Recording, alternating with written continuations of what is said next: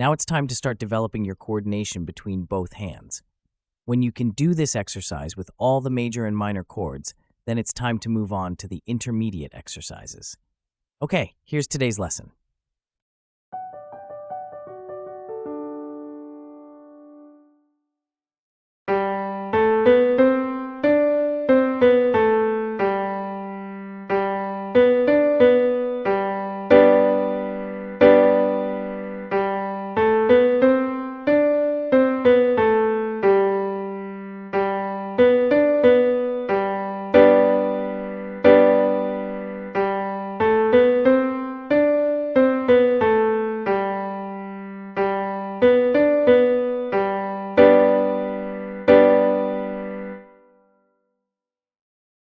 The benefits of these chord and scale exercises are enormous.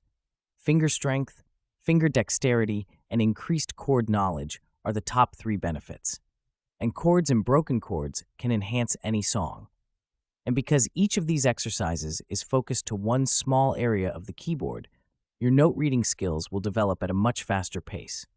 My name is Andrew, and thanks for watching. Remember to subscribe for more great chord exercises for the piano.